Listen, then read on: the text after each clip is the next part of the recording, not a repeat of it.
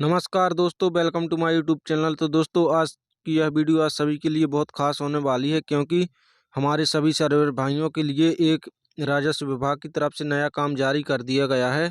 और इस काम को किस प्रकार से करना है और इस काम के करने के लिए आपको एक लॉगिन आईडी पासवर्ड की आवश्यकता पड़ने वाली है। तो आप उस लॉगिन आईडी पासवर्ड को किस प्रकार से क्रिएट कर सकते हैं, इस सभी की जानकारी मैं आपको इस वीडियो में बताने वाला हूँ। तो अगर आप इस चैनल पर नए हो तो चैनल को सब्सक्राइब कर लीजिए, वीडियो को लाइक कर दीजिए, क्योंकि मैं आप सभी लोगों के लिए इस प्रकार की इन्फॉर्मेटिव वीडियो हमेशा लाता रहता हूं।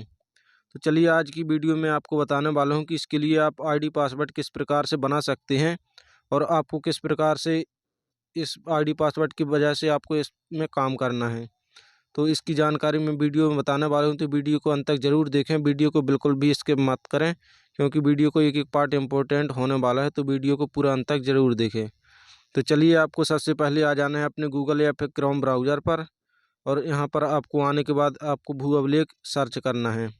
यहाँ पर आप जैसे ही भू अभिलेख सर्च करेंगे तो आपके सामने इस प्रकार की वेबसाइट आ जाएगी।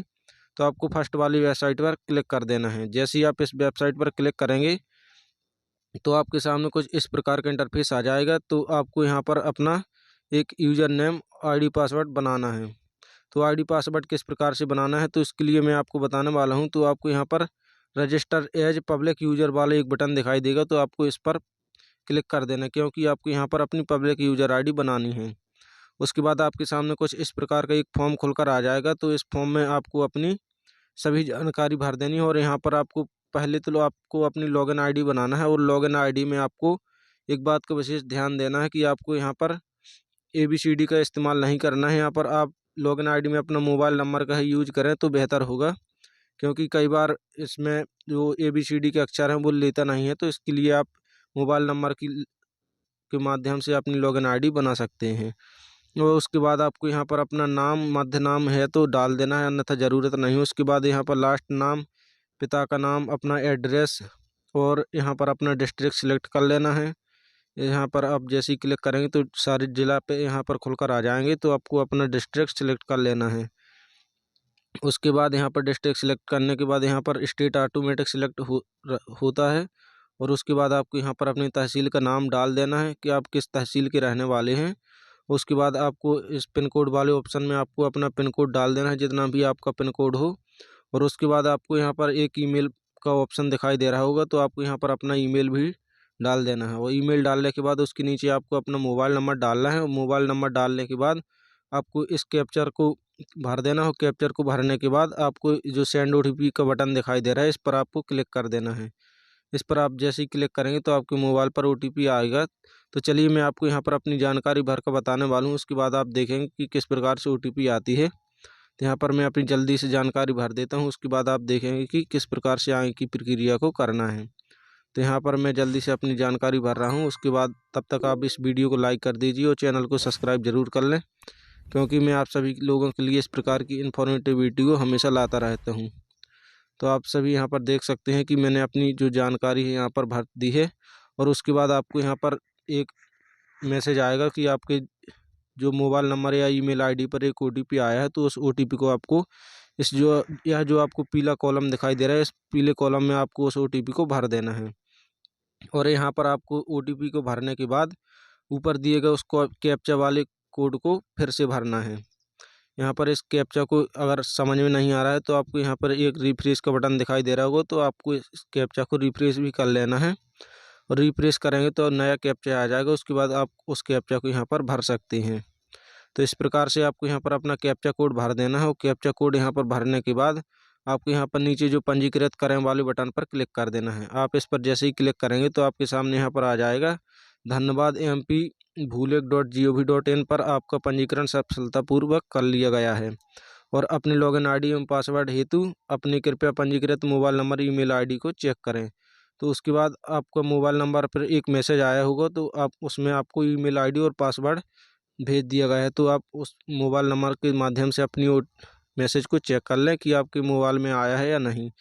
उसके बाद आपको इस होम वाले बटन पर क्लिक कर देना है। यहाँ पर आप जैसे ही इस होम वाले बटन पर क्लिक करेंगे तो आप पुनः से इसकी वेबसाइट पर होम पेज पर आ जाएंगे। यहाँ पर होम पेज पर आने के बाद आपको यहाँ पर राइट साइड में आपको यहाँ पर लॉगिन आईडी, डिपार्टमेंट, पासवर्ड के एक ऑप्शन दिखाई दे रहे होंगे। तो आपको जो अभी अब आपके मोबाइल में मैसेज आया है वही यहाँ पर आपको लॉगिन आईडी डालना है और डिपार्टमेंट में आपको पब्लिक यूज़र सिलेक्ट कर लेना है। उसके बाद पासवर्ड वाले ऑप्शन में आपके जो मैसेज में एक पासवर्ड आया होगा XYZ, कुछ भी आपके मोबाइल में एक पासवर्ड आया होगा, तो उस पासवर्ड को आपको यहाँ पर फिल कर देना है। और उस पासवर्ड को यहाँ पर फिल करने के बाद आपको इस जो कैप्चा दिखाई दे रहा है नीचे, आपको उस कैप्चा वाले बॉक्स में इस कैप्चा को फिल कर देना है। यूट्यूब की प्राइवेसी पॉलिसी की वजह से कुछ जानकारी को हाइड कर दिया गया है, तो आप जब यह जानकारी भरेंगे तो आपको यह सब स्पष्ट दिखाई देंगे, तो आप यहाँ पर आसानी से जानकारी भर पाएंगे। तो आपको यहाँ पर अपना कैप्चा को फिल कर लेना। कैप्चा को फिल करने के बाद नीचे आपको सबमिट का एक ऑप्शन दिखाई देगा, तो आपको उस सबमिट वाले बटन पर क्लिक कर देना है। यहाँ पर आप कैप्चा भरने के बाद जैसे ही सबमिट पर क्लिक करेंगे तो आपके सामने कुछ यहाँ पर इस प्रकार का इंटरफेस आ जाएगा। तो यहाँ पर आपको अपना जो पासवर्ड अभी आया था वह पासवर्ड को आपको चेंज करना होगा, क्योंकि वह पासवर्ड स्ट्रॉन्ग नहीं था, तो उस पासवर्ड को आपको चेंज करना है। तो यहाँ पर आपको पहले तो वही पासवर्ड डालना है जो आपके मोबाइल पर मैसेज के माध्यम से आया है। तो पहले आपको फर्स्ट वाले बॉक्स में उसी पासवर्ड को यहाँ पर फिल कर देना है। उस पासवर्ड को यहाँ पर डालने के बाद आपको नीचे नया पासवर्ड वाले ऑप्शन में आपको एक अपना स्ट्रॉन्ग सा पासवर्ड बना लेना है जो आपको कभी भूले ना। तो आपको यहाँ पर अपना एक स्ट्रॉन्ग पासवर्ड क्रिएट कर लेना है।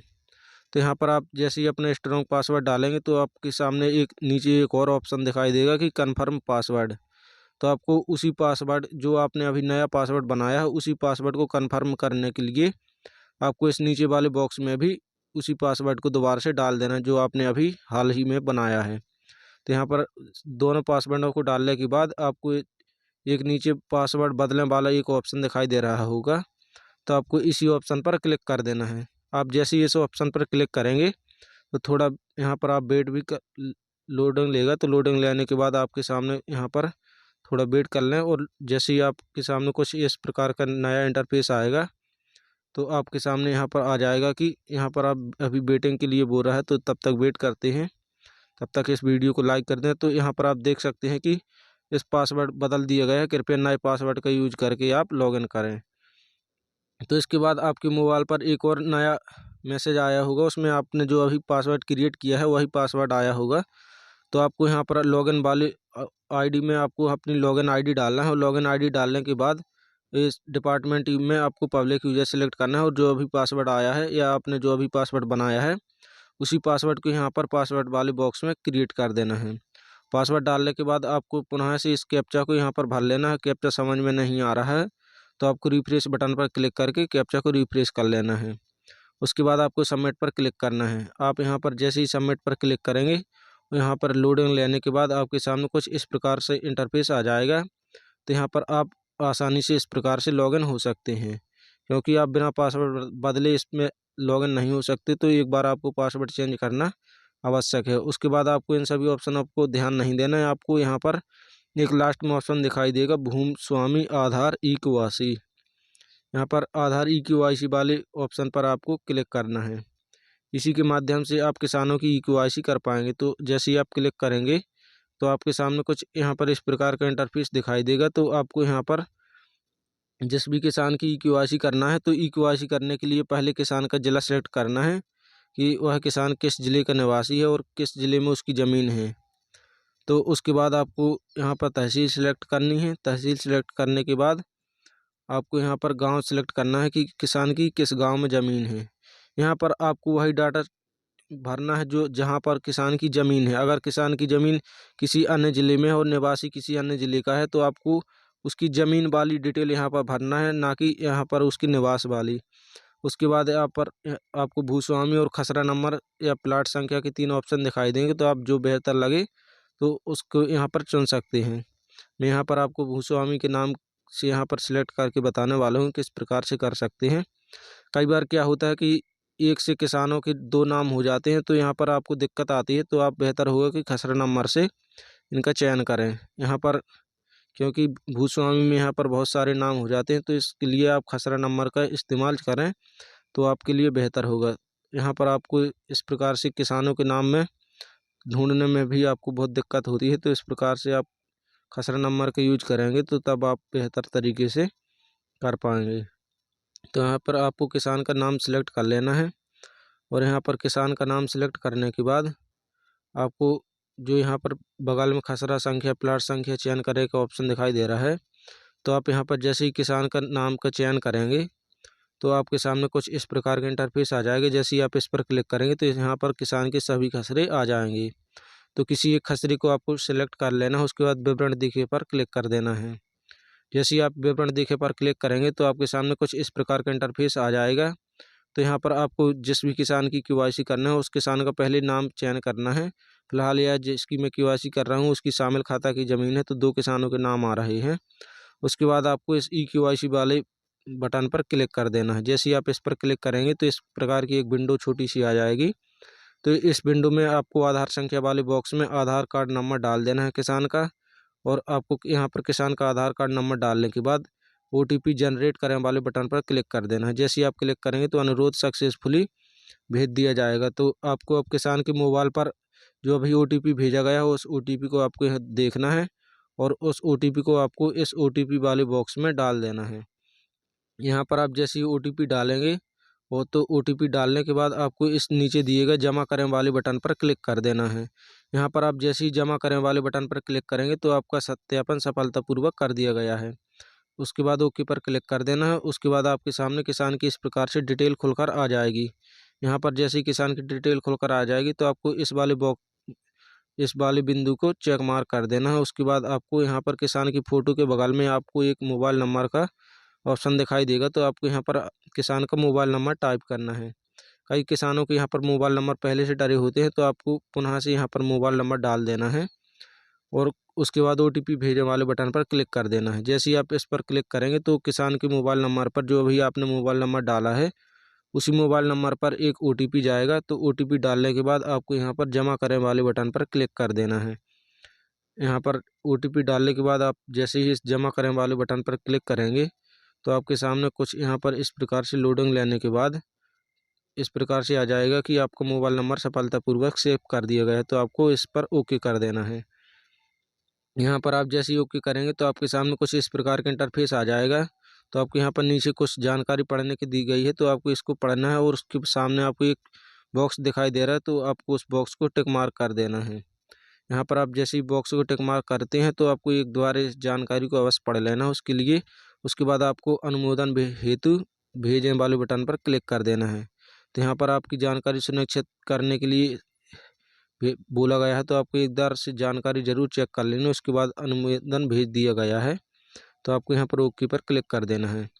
तो इस प्रकार से आप किसान की ई-केवाईसी आसानी से कर सकते हैं। उसके बाद आपको अगर दूसरे किसान की ई-केवाईसी करना है तो यहाँ पर पुनः चयन करें वाला एक रेड बटन दिखाई दे रहा होगा, तो आपको उस पर क्लिक कर देना है और उसके बाद आप यहाँ पर दूसरे किसान की इस प्रकार से केवाईसी कर सकते हैं। आपको एक बात का विशेष ध्यान देना है कि कई किसानों की एक हार में उनके 2-2 B1 होती हैं, तो आपको उनकी दोनों B1 की अलग-अलग केवाईसी करनी होगी, क्योंकि एक बार में एक ही B1 की यहाँ पर केवाईसी होती है। तो आपको इस प्रकार से किसानों की जितने भी हार में अलग-अलग ज़मीन है तो आपको यहाँ पर अलग-अलग केवाईसी करनी होगी, क्योंकि यहाँ पर एक बार में एक ही B1 की केवाईसी हो पाती है। तो आपको इसका विशेष ध्यान देना है, क्योंकि किसान के किसी भी खसरे की ई-केवाईसी छूटनी नहीं चाहिए।